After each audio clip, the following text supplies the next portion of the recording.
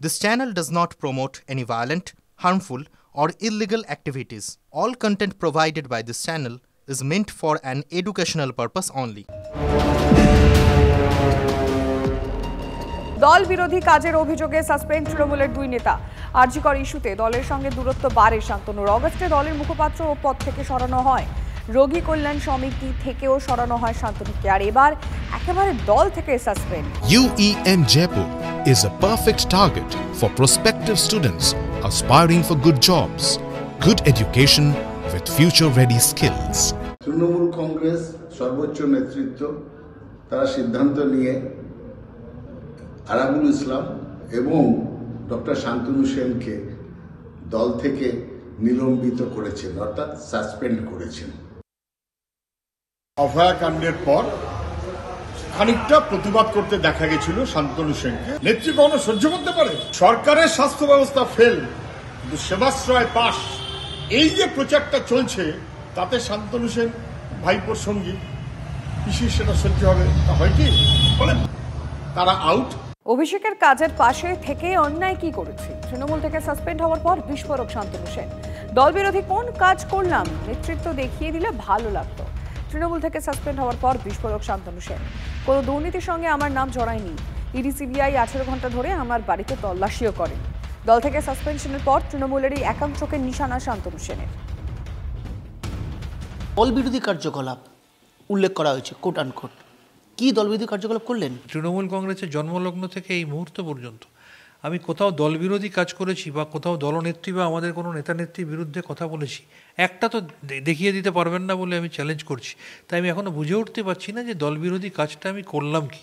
কিন্তু সেই সিদ্ধান্তটা যদি এমন কারোর মাধ্যমে শুনতে হয় যে একসময় একটা দল বিজেপি করে কংগ্রেস করেছে, তারপর বিজেপি করেছে, তারপর তৃণমূল করছে, আগামী দিনে আবার দল বিপদে পড়লে কদিন থাকবে তার কোনো নিশ্চয়তা নেই, তারা যদি প্রথম দিনে তৃণমূলের অনুগত সৈনিকের বিরুদ্ধে কোনো সিদ্ধান্ত ঘোষণা করে কোথাও একটা খারাপ তো লাগেই। অভিষেকপন্থী বলে কি অরূপ চক্রবর্তীর মুখপাত্র পদ গিয়েছে? অভিষেকপন্থী বলে কি শান্তনু সেনকে সাসপেন্ড করা হলো? মমতা বন্দ্যোপাধ্যায়ের সম্মতিক্রমে দলের সর্বভারতীয় সাধারণ সম্পাদক অভিষেক বন্দ্যোপাধ্যায় বা সুব্রত বক্সির নির্দেশে কোনো কাজ করলে সেটা কি দল বিরোধী কাজের সামিল হয়?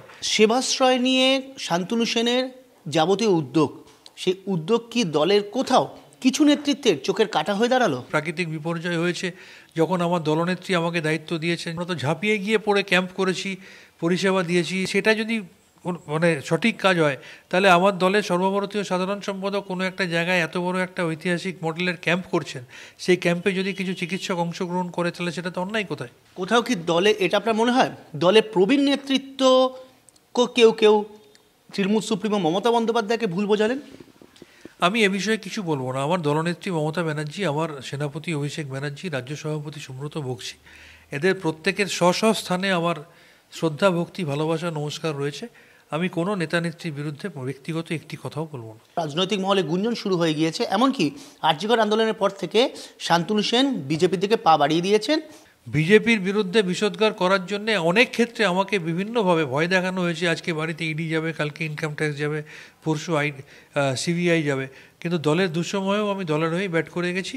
আগামী দিনেও দলের একজন অনুরাগী বা দলের একজন সমর্থক হিসেবে আমি কাজ করব। সিপিএমের তরফে একটা কথা বলা হচ্ছে যে শান্তনু সেন সঠিক মুখ খুলেছিলেন, সেই কারণেই আরজিকর আন্দোলন ডাক্তাররা এত স্বতঃস্ফূর্তভাবে করলো এবং সেই কারণে তৃণমূলের চক্ষুশূল হয়ে দাঁড়ালেন শান্তনু সেন। এত বড় একটা স্বতঃস্ফূর্ত আন্দোলন, সেই আন্দোলন কি কখনো একা কোনো মানুষ মোটিভেট করতে পারে? শান্তনু সেন কি ইডি সিবিআই এর কোনোদিন আসতে হয়নি শান্তনু সেনের বাড়িতে? শান্তনু সেন আরজিকরের সঙ্গে যুক্ত কোথাও সেটিংয়ের রাজনীতি করছে বলে কোনো দুর্নীতির সাথে বাইনোকুলার দিয়েও আমার কোনো যোগসূত্র খুঁজে পাওয়া যায়নি। বরঞ্চ আজকে এই আফসার খান, আজকের এই আশিস পান্ডে, আজকের এই সন্দীপ ঘোষ যারা জেলের মধ্যে রয়েছে, তাদের মুখোশটা আমি খুলে দিয়েছিলাম আজ থেকে 1.5 বছর আগে। তখন কিন্তু মিডিয়াও জানতো না, কিন্তু আজকে আমাকেই বলা হচ্ছে আমি দলবিরোধী কাজ করেছি। যদি সত্যি প্রমাণিত হয় আমি দলবিরোধী কাজ করেছি, আমার ক্ষমা চাইতে দ্বিধাবোধ করব না, কিন্তু আমি জানতে চাই আমার কোন কাজটা দলবিরোধী। দল থেকে সাসপেন্ড আরাবুল ইসলাম। ভাঙড়ে শওকত মোল্লার সঙ্গে লাগাতার সংঘাত আরাবুল ইসলামের, আর তার জেরেই কি আরাবুলে কোপ। আর এদিকে আরাবুল ইসলামকে দল সাসপেন্ড করার পরেই ভাঙড়ে মিষ্টি বিলি করলেন শওকত মোল্লার অনুগামীরা। শওকত মোল্লা সাহেব আর আরাবুল ইসলামের মধ্যে গোষ্ঠীদ্বন্দ্ব চলছে, মতনৈক্য চলছে, কে কতটা সিন্ডিকেটকে কন্ট্রোল করবে, এখানে যে তোলাবাজিটাকে কার হাতে রাখবে, এই লড়াই তাদের চলছে। এদের লড়াইয়ের ফলে বিগত কয়েকটা দিন ধরে সাধারণ মানুষ ভাঙড়ে অতিষ্ঠ হয়ে উঠছিল। সেটাকে ধামাচাপা দেওয়ার জন্য যদি তড়িঘড়ি আরাবুল ইসলামকে সাসপেন্ড করা হয়, তাহলে শওকত মোল্লা সাহেব বাদ যাচ্ছে কিভাবে? যেভাবে ভাঙড়কে অশান্ত করার চেষ্টা করছে তৃণমূল কংগ্রেস, সেটাকে বন্ধ করা হোক। আসলে লুঠের ভাগ একতরফা, একমুখী, এক হাত দিয়ে যেন কালীঘাটে আসে তার ব্যবস্থা, সেই কারণেই আরাবুল সাসপেন্ডেড। এবং তৃণমূল তার দল কিভাবে কাকে কি বসাবে, যারা তৃণমূলের নেতা ছিলেন তারা বুঝতে পারছেন কাজের বেলা কাজী, কাজ ফুরালে কিষাণজি। তিলোত্তমার বিচারের দাবিতে আন্দোলনে সামিল হওয়ায় একের পর এক শো বাতিল। শাসক দলের বিরুদ্ধে বিস্ফোরক অভিযোগ অভিনেত্রী দেবলীনা দত্তের। অনুষ্ঠান বাতিল করে দমানো যাবে না, শেষ দিন পর্যন্ত রাস্তায় থাকবেন। শাসক দলের বিরুদ্ধে হুঁশিয়ারি দেবলীনার। আর দেবলীনার অভিযোগ ঘিরে শুরু হয়েছে রাজনীতির চর্চাও। তোমায় হৃদ মাঝারে রাখিব, ছেড়ে দেব না, তোমায় হৃদয় রাখিব, ছেড়ে দেব না।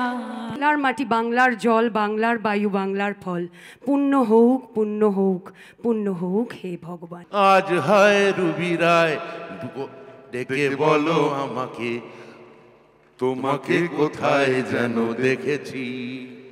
কে তুমি নন্দিনী, আগে তো দেখিনি, চলেছ এই পথে।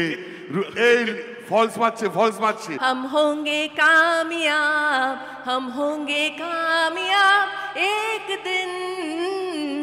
আমার মন বলে চাই চাই চাই গো, আমার মন বলে চাই চাই চাই গো, যারে নাহি পাই গো।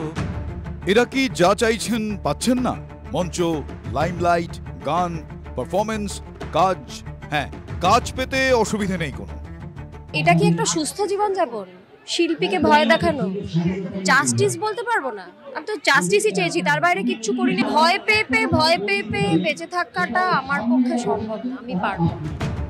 দেবলীনার দাবি, এই না পারাটাই এখন তার জীবন হয়ে উঠেছে। ভয় পান না, তাই এখন কাজও পাচ্ছেন না।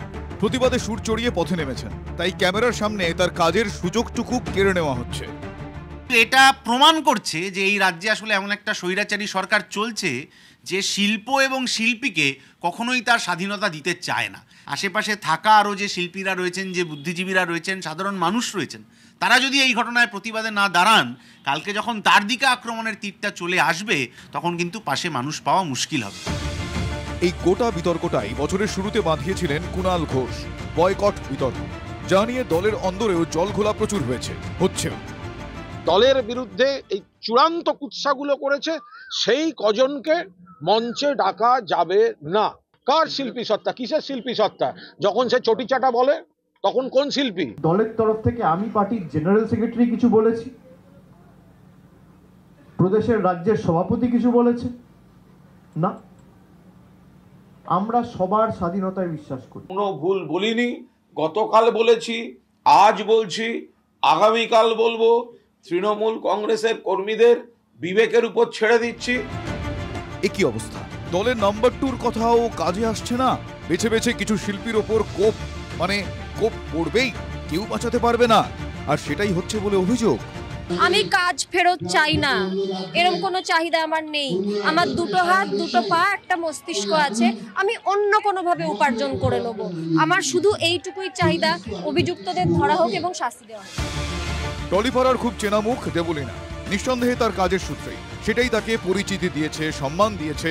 সেই কাজই যদি ছিনিয়ে নেওয়া হয়, কারণ তিনি প্রতিবাদ করেছেন, সরকারের কাছে কোনো ইস্যুতে জবাব চেয়েছেন, বিহিত চেয়েছেন, এ কেমন কথা? এটা সুস্থ সংস্কৃতি? কারো কাজ কেড়ে নেওয়া সুস্থতার লক্ষণ? কাঁটা বিছিয়ে দেওয়া জীবন ধারণের পথে রাজনীতি আর কত কি যে দেখাবে। আমরা বলবো, এই মিছিমিছি ভাবের ঘরে চুরি করে কখনো বামপন্থী, কখনো আধা বামপন্থী, কখনো ছাঁট বামপন্থী রাজনীতিতে না থেকে প্রকৃতপক্ষে যারা ভারতের জন্য কাজ করছে সেই রাজনৈতিক দলে, পৃথিবীর সর্ববৃহৎ রাজনৈতিক দলের সাংস্কৃতিক শাখায় আপনারা যোগ দিন।